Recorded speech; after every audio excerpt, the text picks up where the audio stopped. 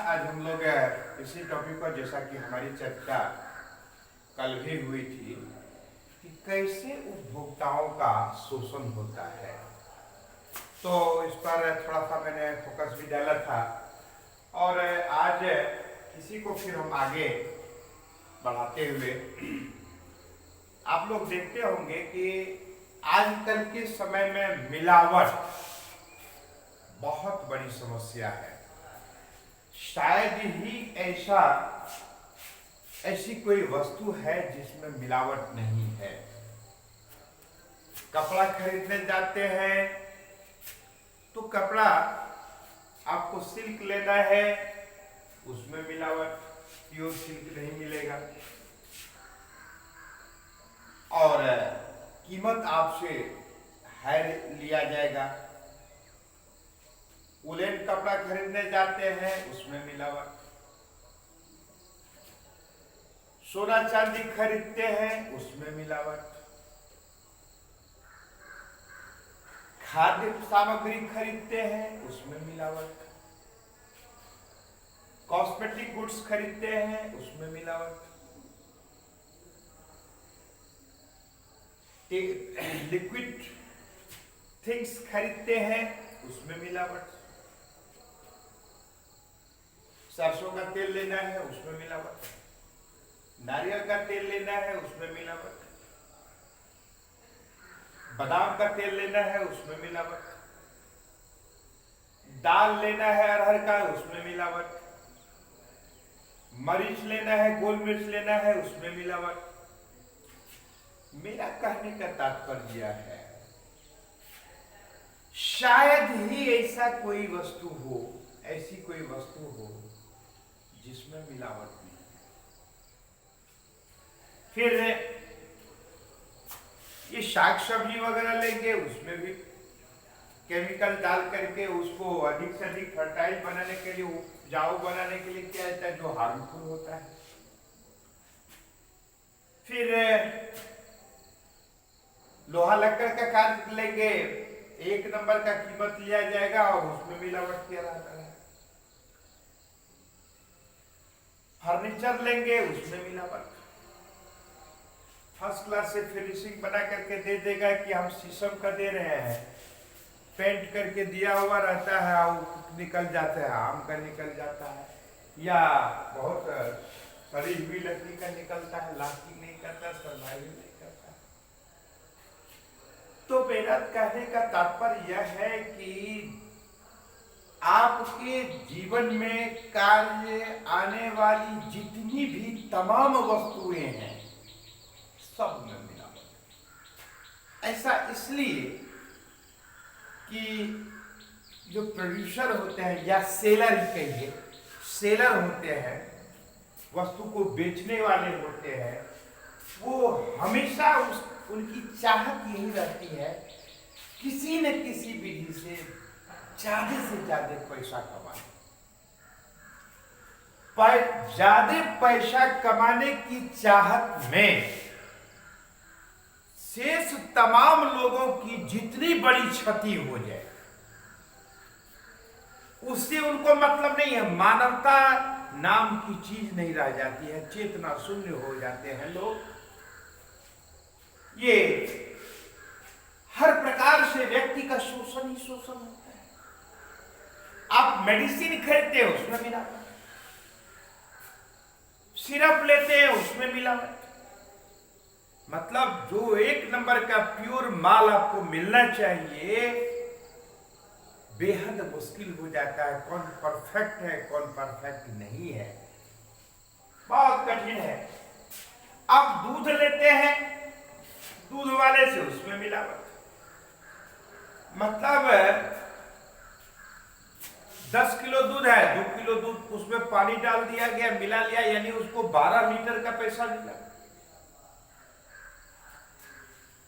तो आजकल तो स्थिति ये हो गई है, खुल्लम खुल्ला बोलता है, गांव देहात में कुछ कम, लेकिन गांव देहात में भी ऐसी परेशानी आती है। शहरों में खुल्लम खुल्ला चलता है, 50 रुपया दूध लीजिएगा, 1 नंबर का मिलेगा।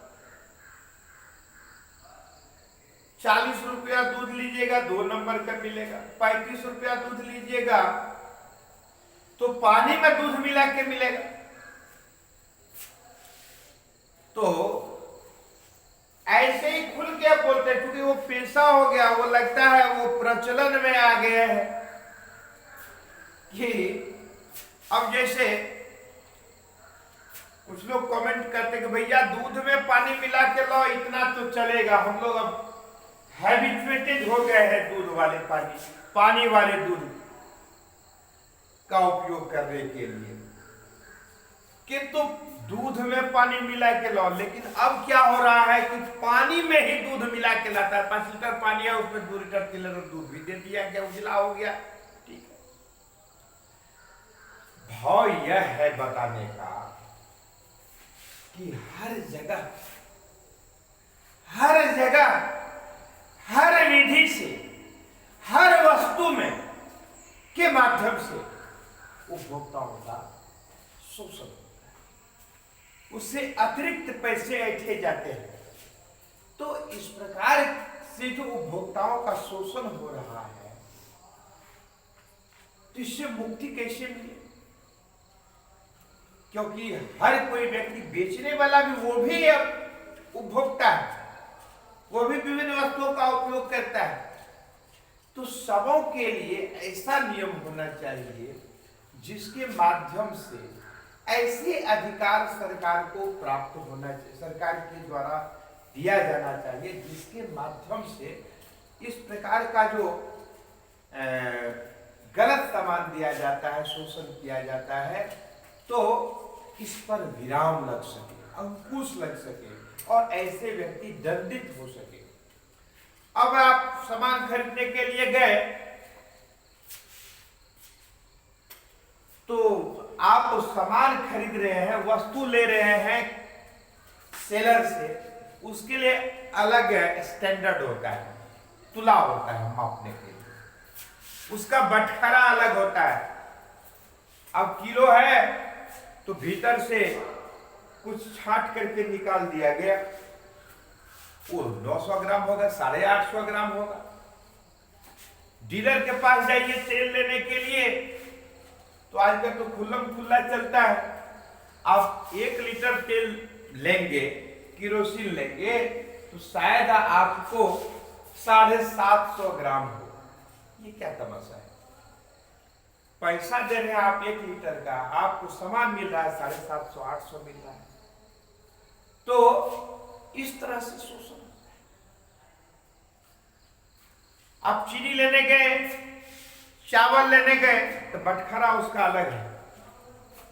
10 किलो का बटखरा यदि एक बार चढ़ा दिया गया तो पाव भर उस बटखरा वह कम है। कितने ऐसे लोग हैं जो तराजू और बटखरा लेके जाते हैं दुकानदार क्या कि हमको इस तराजू से दीजिए, वो देगा भी नहीं। तो इस तरह से शोषण। आप कोई सामान बेचने जाइए, वहां भी गड़बड़ है, तब उसका बड़ा बटखरा हो जाता है। तो इस तरह से हर विधि से उपभोक्ता जो होते हैं उसका शोषण ही शोषण होता है। तो इसीलिए आप याद कीजिए, बिस्कुट खरीदने जाते हैं,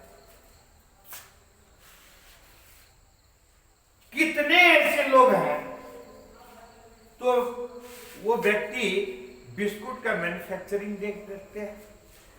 हमको पार्ले जी दीजिए, हमको टॉप बिस्किट दीजिए, हमको ड्रीम लाइट दीजिए, दिया, दुकानदार थैला में रखे चलते बने।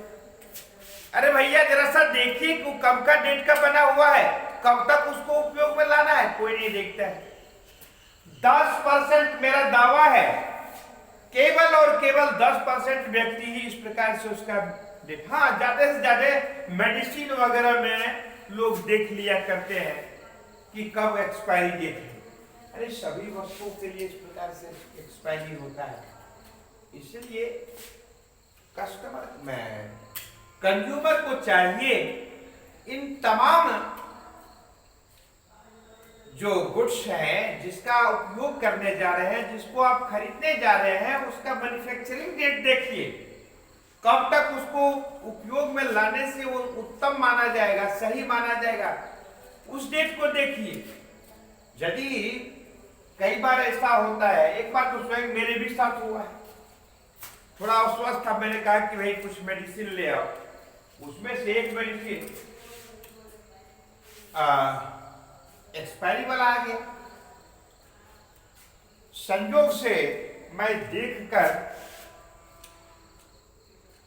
उस दुकानदार को इन्फॉर्म किया, वो भागे भागे समझ गया कि पढ़ा लिखा आदमी है, कहीं आगे मामला न चला जाए तो फंस जाएंगे, तो क्षमा याचना हुई, उसको हमने छोड़ दिया। हाँ, यह है कितने ऐसे लोग हैं जो इस प्रकार से चेक करते हैं, बहुत कम लोग, 50% भी नहीं करते हैं। इसीलिए हमारा सभी बच्चों से आग्रह है कि जब भी कोई सामान माता पिता खरीदने के लिए भेजते हैं आपको, तो जरूर देखिए कि वस्तु कब की बनी हुई है, कब तक उसको उपयोग में लाना चाहिए, और तब खरीदिए। उसका कितना प्रिंट है, अब प्रिंट है मान लीजिए 75 रुपया, अब सिर्फ है 75 रुपया प्रिंट है, आप जाइए मांगने के लिए तो वो 75 रुपया ही लेगा।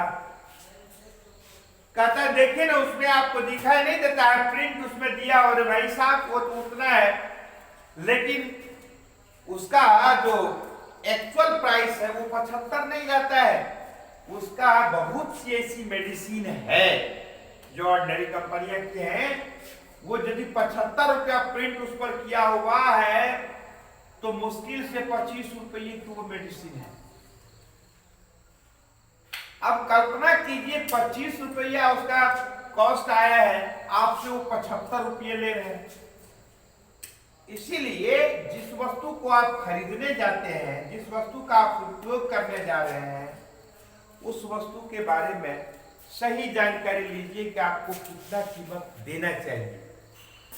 उसी पर यदि आप बहुत एक्टिव हैं तो आपको 5 रुपया यदि वो छोड़ दिया तो आप बहुत खुश हो जाते हैं, अपने मित्र बंधु को भी जाके कहने चलते, चलो नहीं यार हमारा एक दुकान है, यानी जान पहचान का है, उसको हम बहुत कम करके करते हैं। दुकान पर जाके कहते हैं क्या हाल चाल है, भाई दुकानदार तो भर दिन में 100 कस्टमर या 200 कस्टमर को वो झेलते हैं, आपको पहचान रहा है वो कि नहीं, ये बहुत महीने नहीं रखता है, तो आप जाके जो ही कहेंगे कि क्या हाल चाल है, तो हाँ ठीक है सब, देखिए हम इनको जो लेके आए हैं, इनको कुछ मेडिसिन लेना है, हमको जो रेट लगाते हैं आप वही रेट इनको भी देंगे।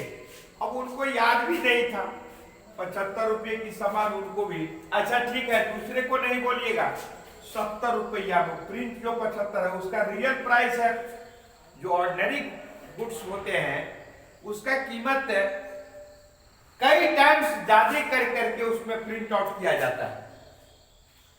अब उसको वो 70 रुपया दिया, वो भी समझ गया, उसको भी दुकानदार ये कहता है मेडिसिन बेचने वाले कि दूसरे को नहीं बताइएगा, हम आपको ये बहुत अच्छी करके होलसेल प्राइस में दिए।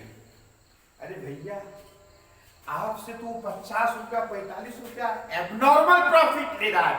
जब आप लोग हायर स्टडी में जाएंगे या आगे तो हमसे बात करेंगे तो हम बताएंगे एबनॉर्मल प्राइस क्या होता है, प्रॉफिट क्या होता है, नॉर्मल प्रॉफिट क्या होता है, सब बताएंगे।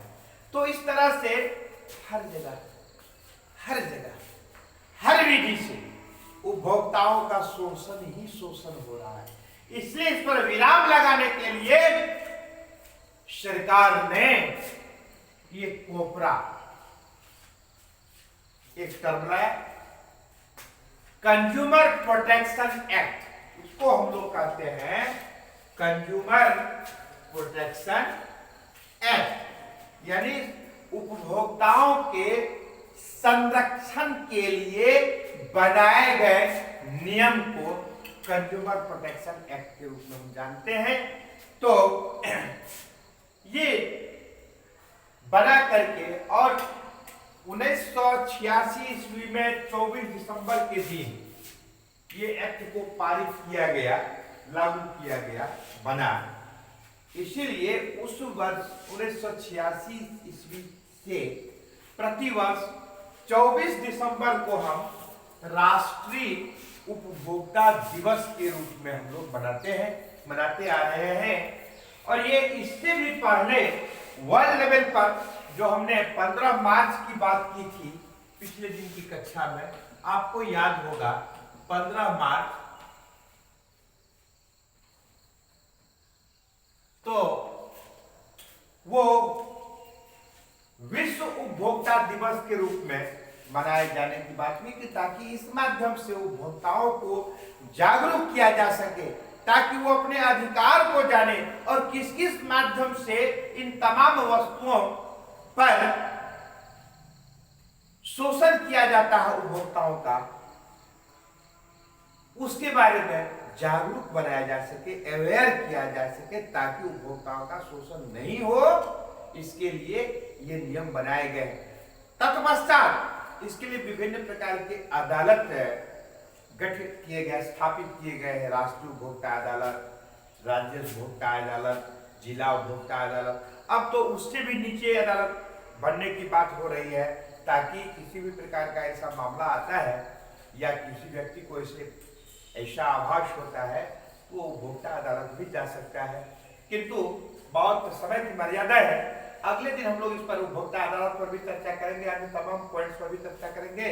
आज की कक्षा में इतना ही। धन्यवाद।